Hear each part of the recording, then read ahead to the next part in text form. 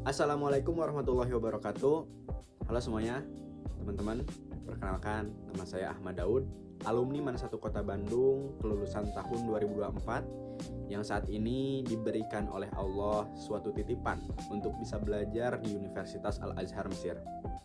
Teman-teman, di video kali ini saya akan menceritakan kisah saya dari lulus SMA sampai akhirnya bisa berkuliah di Universitas Al-Azhar Mesir. Teman-teman, saat lulus SMA, nilai rapot saya tidak begitu memuaskan, sehingga saya ditolak UIN Sunan Gunung Jati ketika SPAN PTKIN. Ya, itu adalah satu momen yang membuat saya bingung harus kemana untuk melanjutkan hidup. Berangkat dari sana, saya mencari inspirasi, mencari teman saya untuk ditanyakan bagaimana cara menghadapi masa gap year. Dan saat itu ada satu teman saya yang menyarankan untuk saya pergi kursus bahasa Arab ke Markas Arabiyah di Pare, Kediri, Jawa Timur. Di Pare, Kediri, Jawa Timur, kami dipres untuk selalu belajar dari subuh gelap sampai isya gelap lagi. Full belajar. Dan saya menghabiskan waktu di Markas Arabiyah selama 6 bulan. Di Markas Arabiyah saya menemukan banyak sekali orang-orang hebat. Dan tentunya mimpi-mimpi mereka yang hebat.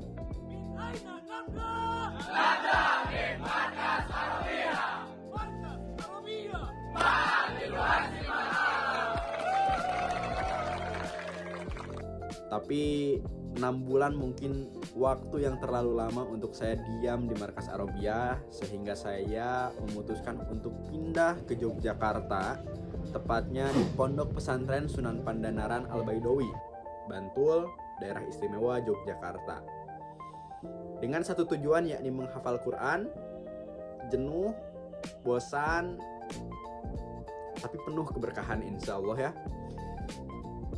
Di saat-saat itu saya mencari jalan untuk bisa bersekolah di luar negeri tanpa harus mengeluarkan biaya. Saya mencoba peruntungan beasiswa Brunei, lalu Al-Qasimiyah. Terakhir, saya mencoba beasiswa di Tunisia. Hingga ibu saya mengirimkan satu poster tentang pendaftaran Universitas Al-Azhar pada 1 Mei 2025. Dan saya coba daftar semuanya, pokoknya semuanya cobain lah. Dan qadarullah, saya diterima di 2 negara, yakni Tunisia dan Mesir. Yang pada akhirnya saya mengambil kesempatan untuk belajar di Universitas Al-Azhar Mesir. Tapi saat saya daftar di bulan Mei, bukan berarti saya bisa langsung berangkat di bulan yang sama, karena saya harus melakukan berbagai tes yang diadakan Kemenag, sehingga Kemenag saat itu setidaknya mengadakan 2 ujian, yakni ujian CBT dan ujian wawancara. Di ujian CBT saya diharuskan menjawab 50 soal. Saat itu memang diadakan online, tapi kami diawasi oleh kamera lewat Zoom oleh para pengawas dari Kemenag. Setelah selesai ujian CBT, saya diundang untuk melakukan tes wawancara di UIN Sunan Kalijaga, Yogyakarta. Saat tahap wawancara, saya menghadapi 3 tahap. Tahap pertama yakni tes hafalan Quran, dan saat itu saya dites 3 juz pertama. Jadi tes juz 1, tes juz 2, dan tes juz 3, dan alhamdulillah semuanya lancar. Kemudian tahap yang kedua adalah tahap di mana kita dites skill baca kitabnya. Saat itu saya dites dengan kitab tafsir Al-Quran, dan alhamdulillah ya lancar. Dan tahap ketiga adalah saat kita dites tentang wawasan kebangsaan. Saat itu saya ditanya 2 pertanyaan yang insya Allah saya masih ingat ya pertanyaannya apa. Saat itu saya ditanya tentang bagaimana sikap kita menghadapi perbedaan antara NU dan Muhammadiyah. Lalu yang kedua adalah bagaimana cara kita menghadapi gerakan-gerakan seperti gerakan Aceh Merdeka atau Operasi Papua Merdeka. Dan alhamdulillah semuanya terjawab. Ada satu tips yang akan saya berikan kepada teman-teman semua untuk menjawab tes wawasan kebangsaan ini, diharapkan menjawab dengan pandangan mayoritas orang di Indonesia dan berdasarkan toleransi serta Undang-Undang Dasar 1945 ya. Berlanjut dari sana, alhamdulillah saya dinyatakan lolos. Tapi ujian tidak berhenti di sana, karena setelah dinyatakan lolos oleh Kemenag, saya harus menghadapi ujian tahdid mustawa. Dan tahdid mustawa juga terbagi dua. Yang pertama tes CBT, dan yang kedua adalah tes wawancara tahdid mustawa. Kali ini wawancaranya tidak dengan orang Indonesia, tapi dengan Syekh Mesir dan dengan bahasa Arab. Saat itu saya ditanya tentang identitas saya, asal saya. Lalu saya ceritakan tentang saya ceritakan tentang Pulau Jawa, Jawa Barat, gunung-gunung yang ada, karena kebetulan saat itu saya ditanyakan hobi ya. Lalu kita masuk ke pertanyaan yang agak serius, yakni tentang nahwu dan sorof. Saat itu saya ditanyakan apa itu mubtada, apa itu khobar, dan segala rupanya lah. Oh iya, perlu saya sampaikan, teman-teman bisa mencari berbagai informasi tentang Universitas Al-Azhar di Google, di Safari, atau di yang lainnya. Tapi insya Allah saya akan terapkan semua fakultas yang ada di deskripsi video ya, beserta dengan beasiswa-beasiswanya.